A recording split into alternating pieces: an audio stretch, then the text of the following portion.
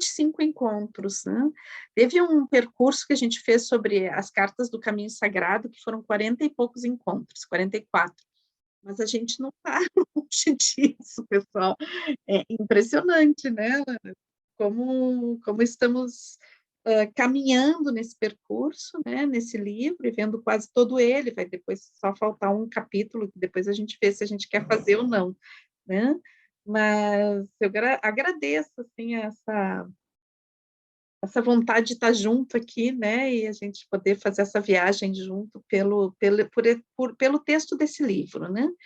Então, a gente está no texto da Niela Jafé e começamos a ver a questão do simbolismo das artes plásticas, e a gente viu da última vez esse simbolismo manifesto nas pedras, né, no símbolo das pedras, e no símbolo dos animais. E hoje a gente vai se deter em algo muito importante, que é o círculo, né? Então, o simbolismo do círculo, que é um elemento, né, que, segundo ela, e eu estou de acordo, né, é um símbolo que vai aparecer em todas as culturas, ao longo de toda a história da humanidade, né? E que, por que aparece, né? Por que a gente vai ver em todas as fases da história humana, desde lá da pré-história já vão aparecer círculos, e também nas mais variadas religiões. Em todas as religiões a gente vai ver a presença do círculo, e também nas manifestações artísticas em geral. Lembrando que até o final da Idade Média, até a Renascença, né, a gente vai ter a arte absolutamente ligada à religião, né? A arte que vai se descolando da religião começa com a Renascença, né? Então, também a presença dos círculos nessas obras, né, que vêm ao longo da história, elas têm a ver com essa religiosidade humana. Mas hoje a gente vai ver também quando acontece esse desprendimento, né, da arte, da, da questão da religião, né, como isso, o círculo continua aparecendo como representação, né, e só que vai tomar outros aspectos, vai se manifestar de outras formas. É bem interessante essa parte do capítulo Daniela, né? Então, uma das coisas assim super importantes, né, que o círculo vai nos levar, por que ele é tão importante, porque ele representa, na realidade, o self, ele representa a totalidade da psique.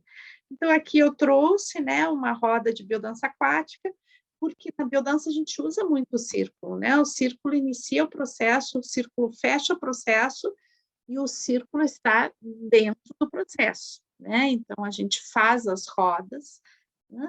E essas rodas, ela tem um sentido ritualístico, e elas por si são um elemento arquetípico da aula, né, de biodança, e elas nos levam já a contatar, né, e é muito interessante isso, elas nos levam já a contatar essa questão da totalidade, né, a roda, quando a gente faz a roda, ela nos convida já a entrar nesse processo de integração, porque ela sendo um símbolo de self, ela já nos traz, né, em si, por si, uma coisa de que estamos juntos, somos iguais, estamos aqui, né, juntos. É interessante se a gente pegar lá a mitologia arturiana, né, que a gente tem a távola redonda. Por que a távola é redonda? Justamente porque ela representa que todos os cavaleiros estão juntos ali formando uma unidade, né? Então,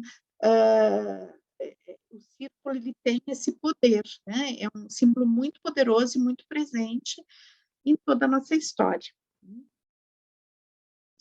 E ele representa a unidade em si, mas essa unidade, ela representa uma unidade das relações humanas, né? Então, quando a gente faz uma roda, a gente tem a roda como a unidade daquelas pessoas que fazem parte da roda, e a roda, quando a gente, por exemplo, faz uma roda de biodança, ela também representa o mundo humano, né? Representa a comunidade humana. Ali está representada por aquelas pessoas, simbolizada, né? Por aquelas pessoas que estão presentes na roda. Isso tem um sentido transcendente, onde, na realidade, aquilo representa o mundo todo. E é interessante porque o mundo é redondo, né? Então, assim, essas relações a gente pode ir fazendo que são muito interessantes, né? Só que essa unidade é muito legal pela fotografia que a gente teve antes, né? Porque essa unidade também é das nossas relações com a natureza. Então, a roda, ela nos leva a uma integração, ela é um símbolo da nossa integração com a totalidade, não só com outros seres humanos, não só a comunidade humana, mas é uma comunidade humana inserida numa totalidade. E eu gosto muito desse mandala aqui, né, que ele representa o nascimento, né? Então, acho muito lindo. Já coloquei na outra vez e repeti aqui. Então, como eu tinha colocado, né, o mandala ele está presente, o círculo, né? O círculo ele está presente, né? Ele toma muitas vezes a forma mandálica, é muito comum, né? Mas ele vai estar presente sempre em todas as religiões ao longo da história.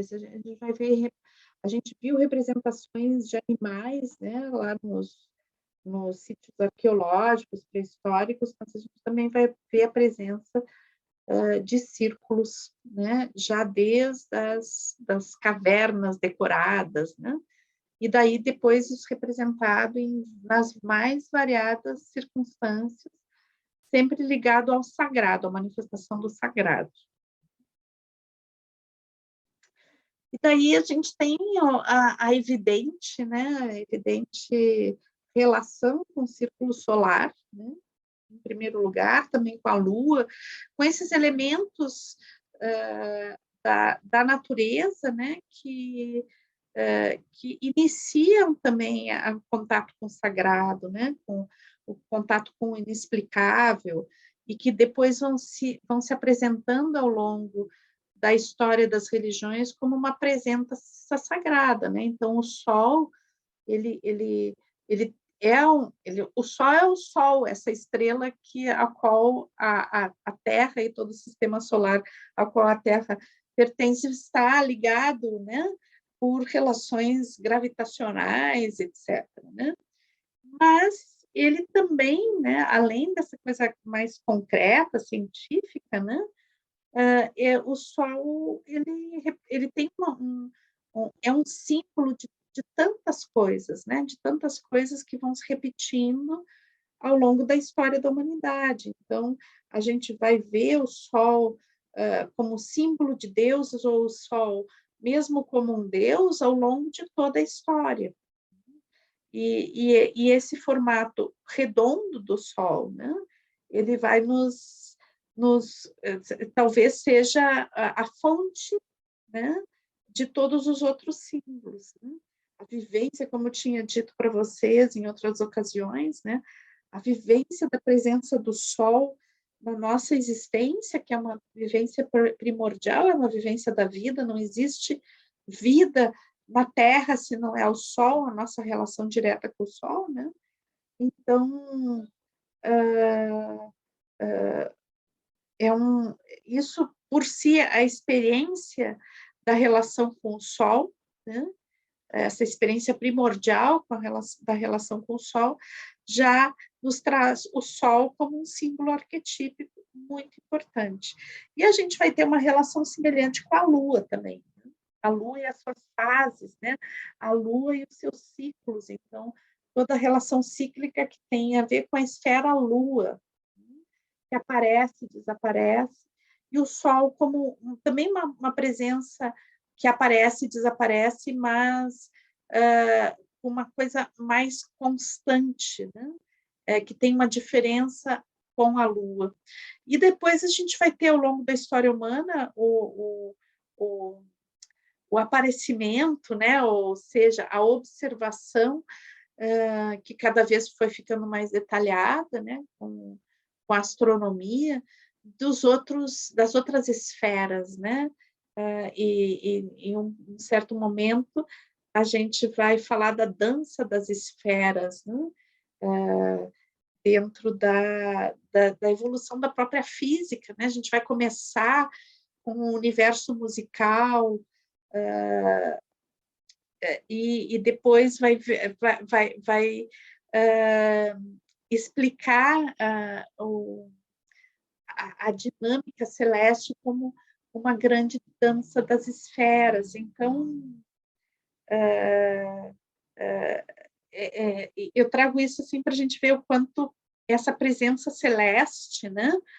Ela, de certa forma, ela nos atinge, mesmo que a gente, Lafeu, não, não concorde que exista uma influência astrológica dentro da astrologia, né? Mas ela nos influencia pela relação que a gente estabelece com essas esferas, né? Essas esferas que na realidade, elas significam vida para a gente. Então, houve alguns momentos da história da humanidade, que são muito pontuais, mas que aconteceram, né? Que o Sol ficou encoberto, né? Por cataclismas que ocorreram, mas que já tinha o universo, a presença humana na Terra, né? Então, lá sei eu que se ficou um ano e pouco com muito pouco sol, né? Com a presença de pouco sol, por erupção vulcânica, por meteorito, ou seja lá o que for, né?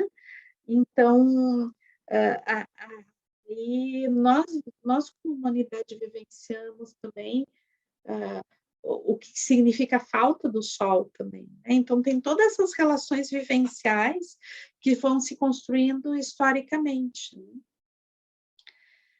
Depois, o círculo também, ele representa essa consciência da totalidade das direções, né?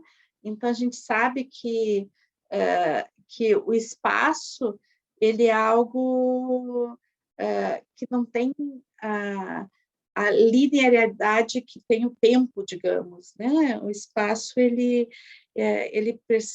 permite a gente ir e voltar, andar e retroceder, né? O espaço nos dá muita liberdade. Então, aqui a gente tem a representação do espaço, né, dentro do planeta, através da rosa dos ventos, né, onde a gente vai ter as 4 direções. Né?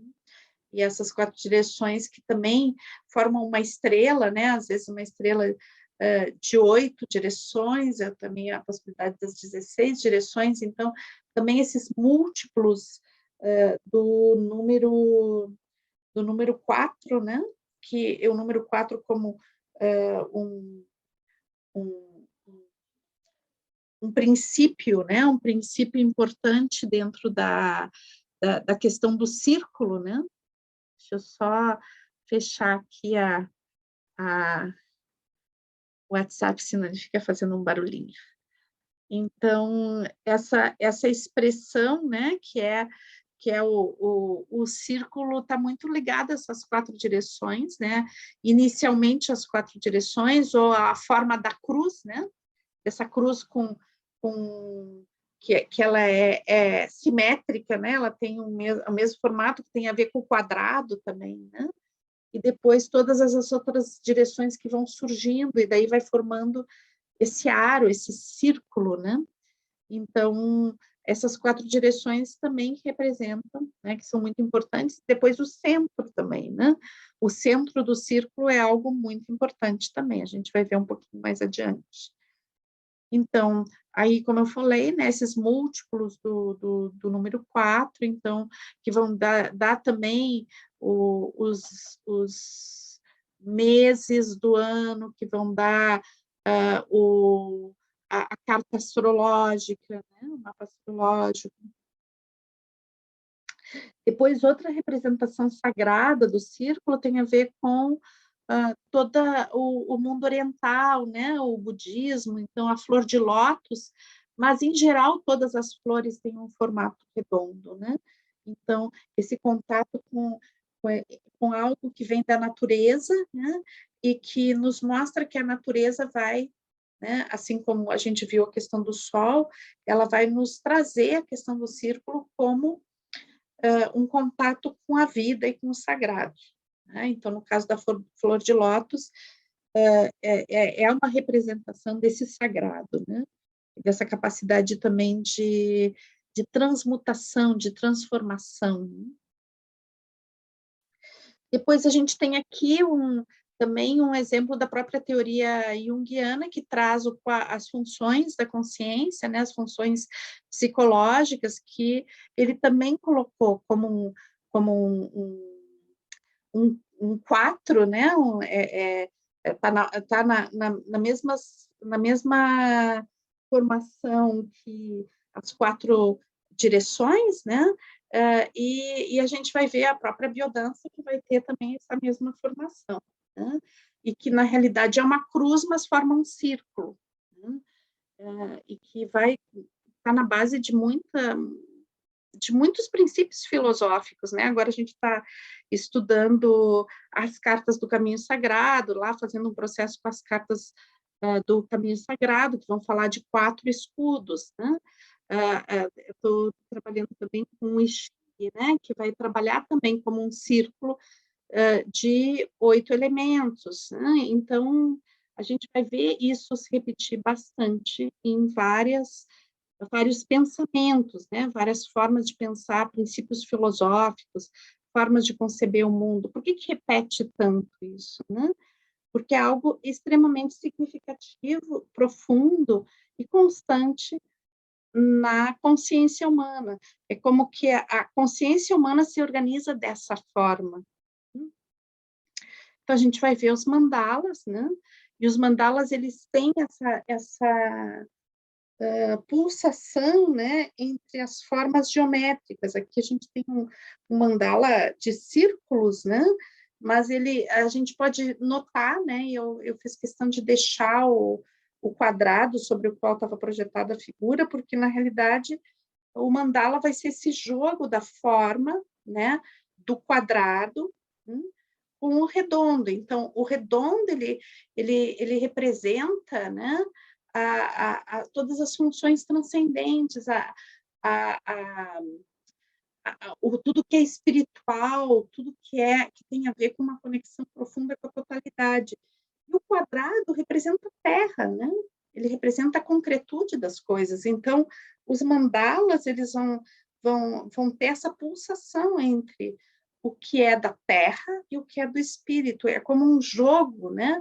Um jogo que acontece justamente falando de uma unidade, que essas duas coisas não podem se separar, porque na realidade são uma unidade. Então, por isso que o círculo e o quadrado, eles estão pulsando, né? Então, são formas que estão pulsando porque representam justamente isso.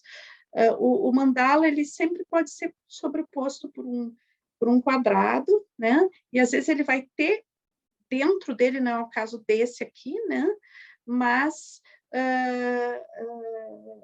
ele vai ter, muitas vezes, internamente, o desenho do quadrado. Agora, se a gente pegar, por exemplo, essa flor, né?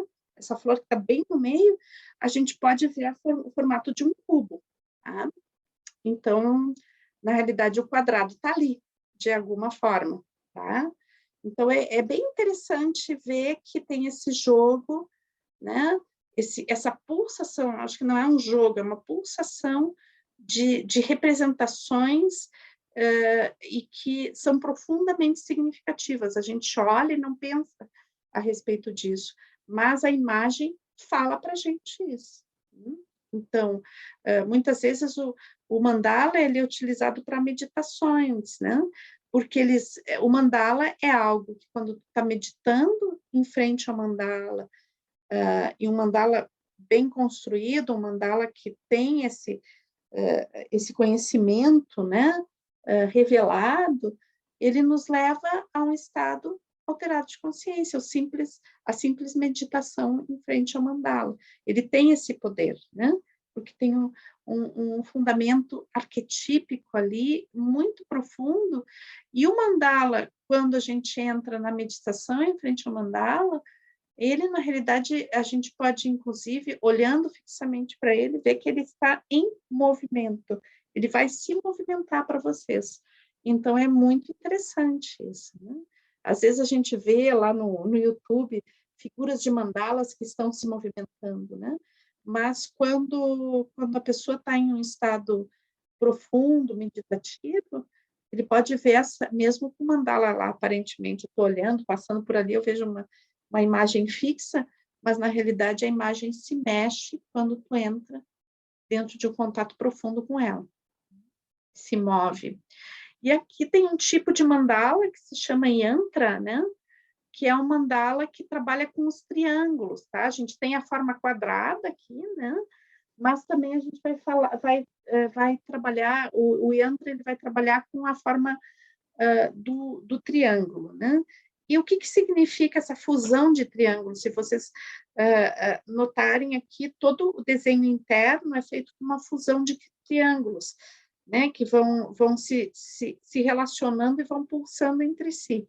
E então o yantra ele está falando, né? Antes de tudo, a origem dele lá que é indiana, né? Então, ele vai falar da união dos opostos, né? Do masculino e do feminino, e o Yantra representa a fusão entre Shiva e Shakti, são dois deuses, né? Da mitologia indiana. Mas também ele pode representar, né? A união entre a minha dimensão pessoal, né? Que é temporal, e o mundo transpessoal, que é atemporal. Ele pode estar representando isso da mesma forma como estava representando a união entre masculino e feminino. E também ele pode representar a união entre alma e espírito. Então, esse profundo dentro e esse profundo fora que se integram em uma unidade, né? Que é uma coisa que a gente estava conversando um pouquinho hoje no início. E vocês observam como o quadrado também ele tem uma forma labiríntica, né? No caso desse aqui, é bem claro, todo o desenho, né? Ele convida a gente para um labirinto. Então, também, e se vocês olharem fixamente no meio disso, ele vai puxar a gente para dentro, ele vai pulsar para fora, né? Então, ele tem um movimento. Ele é desenhado para isso. E daí, então, a autora, né, ela nos coloca que, na realidade, esse tipo de mandala com os triângulos, pelo tudo que ele significa, né, ele tem uma qualidade erótica, né, porque ele fala de um processo de integração a partir da fusão, né, essa fusão, que é essa relação de pulsação e diluição de princípios que são aparentemente opostos, mas que se integram e se transformam em uma unidade.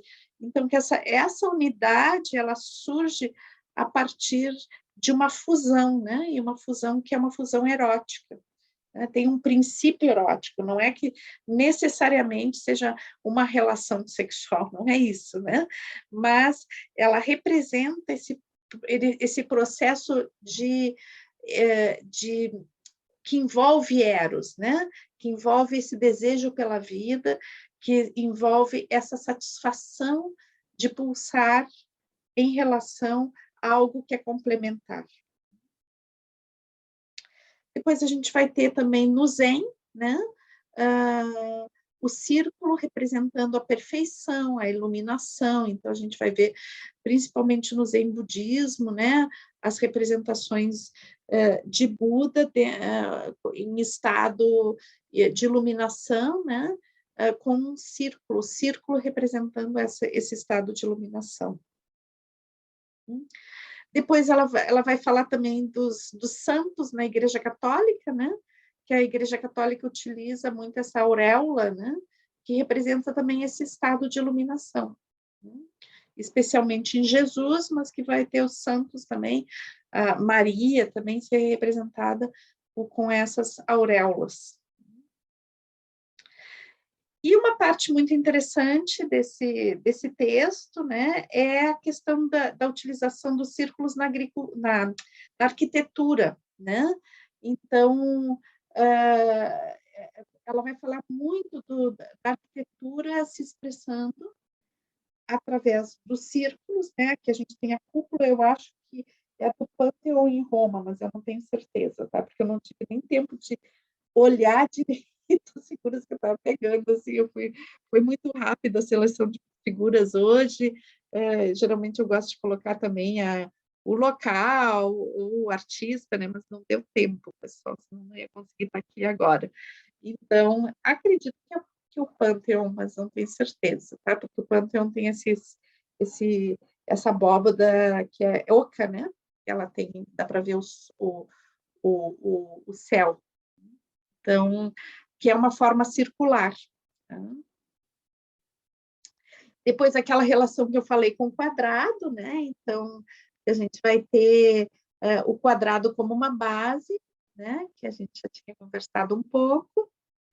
E daí ela vai falar, né, do que significa essa coisa do círculo nas cidades, né? Então, que existia na antiguidade essas cidades também fortificadas, né? Que elas buscavam um desenho circular, né? Porque é como que o círculo ele nos traz uma imagem de cosmos, né? Então, a questão de uma ordem que se cria a partir do círculo, uma sensação de ordem, né? Mesmo que ele não seja visível, como é o caso aqui, por exemplo, aqui é possivelmente uma imagem feita por helicóptero ou drone, né? Então, a pessoa que está ali, ela não vê essa imagem, né? Ela está dentro, mas ela está inserida dentro dessa imagem. Então, que mesmo que a pessoa não tenha ideia que ela está dentro de um círculo, isso tem um significado por si, em termos da construção das cidades e da forma como as relações se dão dentro das cidades. E é interessante, né, a gente ver que o círculo, como ele tem um centro, né, que o centro do círculo é muito importante, e daí ela não chega a falar de axis mundi, mas eu achei que era interessante a gente trazer isso, né? Aqui a gente tem uma representação escandinava do axis mundi, que é o pilar do mundo, né?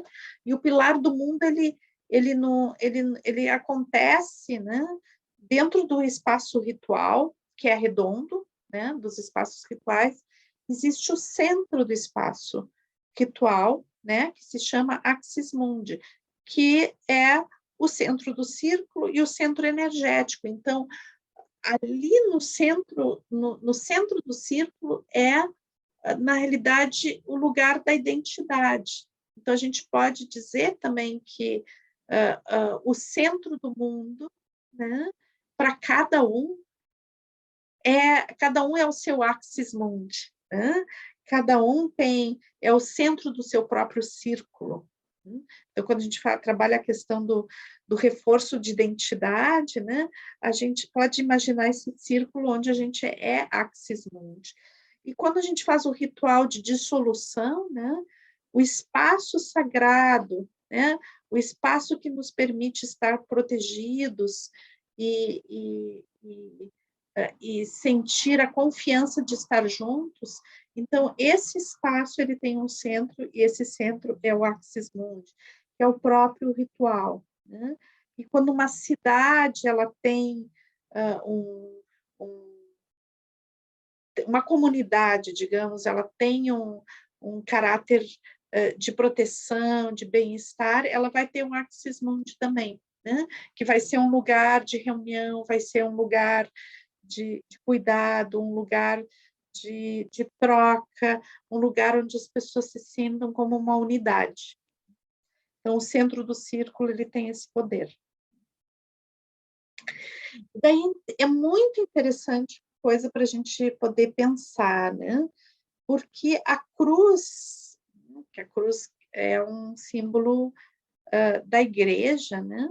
Então, que as cruzes anteriormente apareciam como representação nas religiões, né?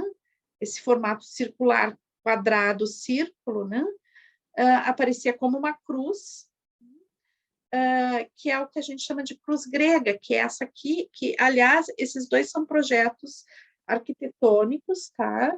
que estão relacionados a igrejas. Então, aqui tem um projeto quadrado, tá? Que possivelmente esteja relacionado com uma estrutura que se chama batistério, né? Porque geralmente os batistérios são quadrados e redondos, né? Estão dentro dessa estrutura.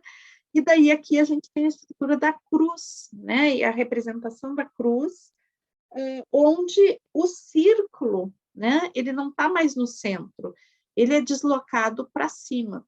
E daí a Aniela faz toda uma reflexão a respeito do porquê que o círculo na cruz latina ou cruz católica, né, foi deslocado para cima. E daí ela faz uma reflexão sobre o mundo medieval, né, onde existe um afastamento da terra e o sagrado, né, o sagrado vai estar mais relacionado com as funções relacionadas ao céu.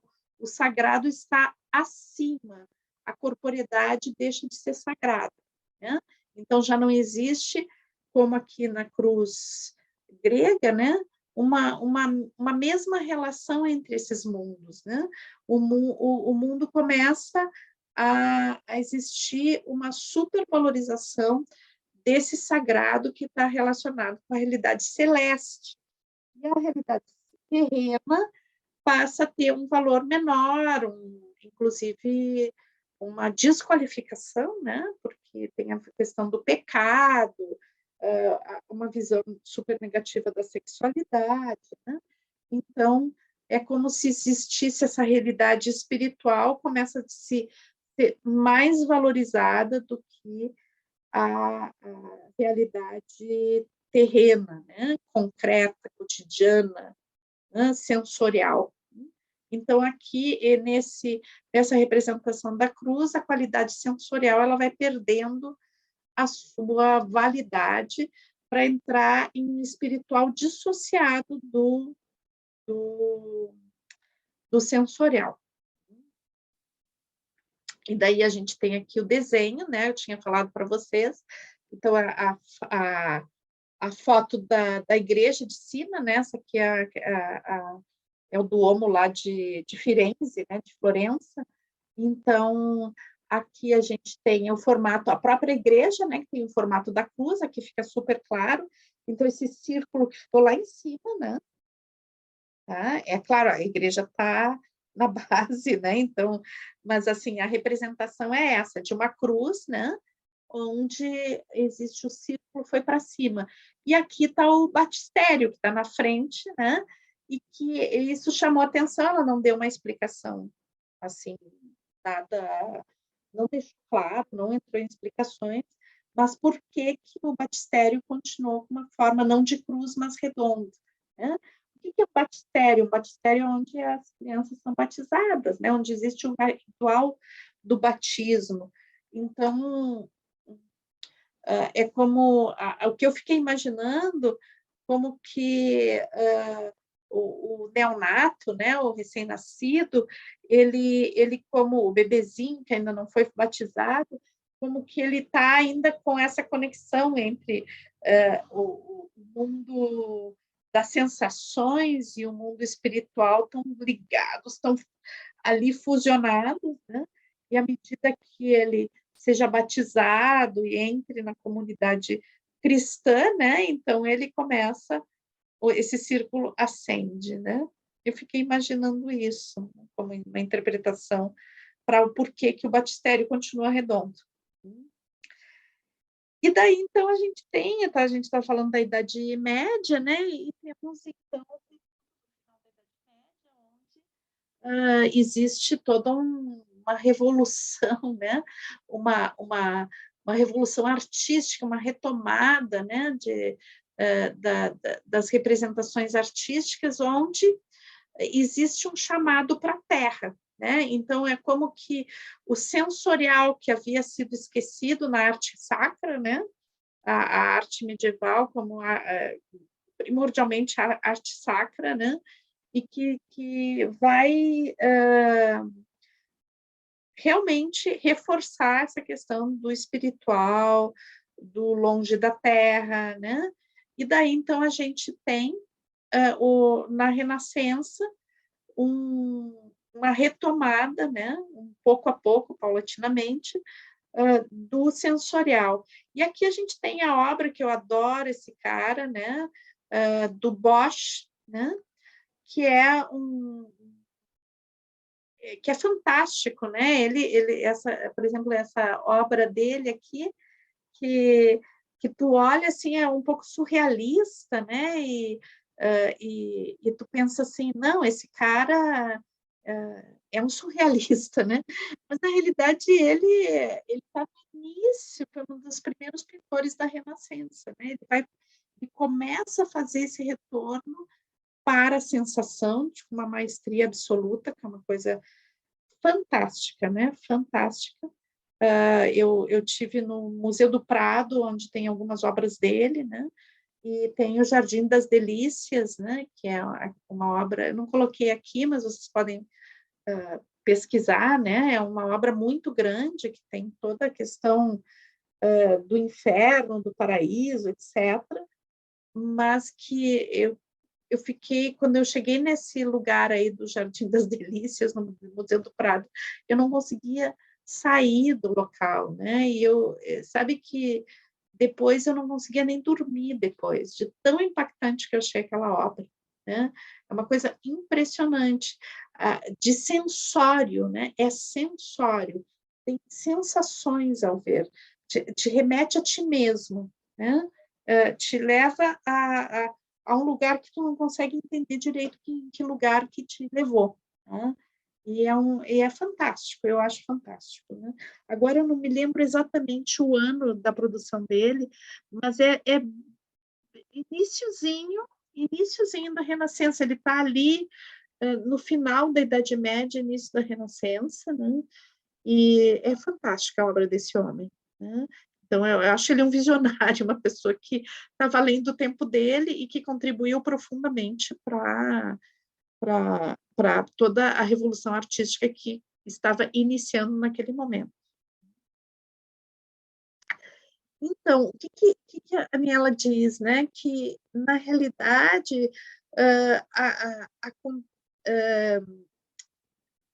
a arte foi sendo levada, né, para esse homem na Terra, ela voltou para a Terra, né? Mas que, em nível de religiosidade, né, a igreja em si, ela não voltou. Então, esse símbolo da cruz, onde o, o, o círculo está elevado, o círculo está distante da Terra, né? Ele continuou, a igreja não mudou esse símbolo, né? Então, o que acontece é que isso, para ela, né, representa todo o afastamento, né, da espiritualidade dentro das religiões oficiais, especialmente do catolicismo aqui, né, esse distanciamento que a partir, digamos, do século XIX, XX, foi se construindo cada vez mais profundamente, né? Esse distanciamento, esse pragmatismo, esse cientificismo, né? Que descarta qualquer coisa espiritual. Tá? Então, é como que a arte também fez essa dissociação, né? Então, a arte passa a estar falando coisas, mas que tem a ver com esse mundo do cotidiano, com esse mundo da época, histórico, né? E sai da representação do eterno em termos de arte sacra. Né?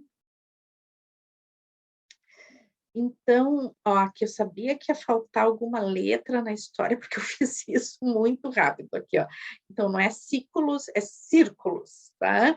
Então, a arte moderna e os círculos múltiplos e assimétricos. Então, é como que a arte moderna, né, ela começa a fazer uma criação, e isso, assim, a gente pode ver muito fortemente a partir, iniciando no final do século XIX, indo, tomando todo o século XX, continuando até agora, né? Como essa coisa do círculo passa a não estar mais no centro, né? Então, a gente vai ver círculos assimétricos, que são formatos circulares, mas não são exatamente circulares, né? Vários círculos se colocando em vários pontos, que já não é mais o centro da obra, né? Então, eu trouxe aqui essa aqui como exemplo. Eu não tive tempo de ver bem direitinho o artista e tudo. Peço perdão para o artista e a vocês, tá? Porque seria interessante a gente ver direitinho o nome, mas eu não consegui ter tempo de ver. Então, a separação do círculo do quadrado nas obras, né? Então, também como que existem separações possíveis que estão representando algo, né? E que eram inconcebíveis, essas separações eram inconcebíveis na arte anteriormente, porque a arte estava ligada à manifestação do sagrado, né? E agora essa arte está ligada a outra coisa, quer falar outra coisa. Então, aquilo que a gente não consegue falar, né? A arte vem expressar. Então, a arte hoje ela está muito mais a serviço de falar aquela angústia, aquilo que a gente sente, aquilo que não é expresso socialmente, aquilo que a gente sente, mas não sabe o que é. Então, está muito mais a serviço de expressar, talvez, diretamente o estado do nosso inconsciente do que de nos conduzir a uma harmonia, né? Que, por exemplo, quando a gente vê os mandalas, algumas representações também sacras, né? É como se aquelas representações elas te ajudassem a entrar numa dimensão transcendente. Então, a própria, por exemplo, a arquitetura das igrejas, né? A Aniela, ela fez uma relação também com essa representação da cruz, né? Da cruz que se eleva, né? Que tem o círculo mais elevado, também com as catedrais que são altas, né? E que tem toda essa dimensão super enorme, né? Então, que as catedrais, especialmente as catedrais góticas, né? Que tinham aquelas coisas tão grandes, magníficas, né? E que o fato de tu entrar já te eleva, né? Então, essa arte que tem um propósito de gerar uma experiência vivencial de elevação. E aqui, muitas vezes, a gente vai ver a arte como expressão, como manifestação de um estado interno, de uma sensação, que pode ser uma sensação pessoal, pode ser uma sensação social, né? De uma subjetividade que pode ser individual ou coletiva, mas que a arte começa a estar mais a serviço dessas sensações do que te colocar em um determinado plano, né? Como enquanto experiência transcendente de ligação religiosa. E daí a Aniela encerra essa parte, né? Porque ela continua tendo outras coisas, mas ela coloca a questão dos discos voadores. Então, que à medida que houve esse afastamento do sagrado, né? Ao mesmo tempo surge uma mitologia, né? Uma mitologia que talvez fosse expressa em outras épocas, porque o pessoal olha em sítios arqueológicos, não, já estava representado os ETs lá, não sei o quê, mas assim, essa nomenclatura e essa explicação de discos voadores, seres extraterrestres e não sei o quê, surge, ou ao menos se reforça extremamente, no século XX, né? Então, é uma história que vem contada no século XX, daí ela chama a atenção, né?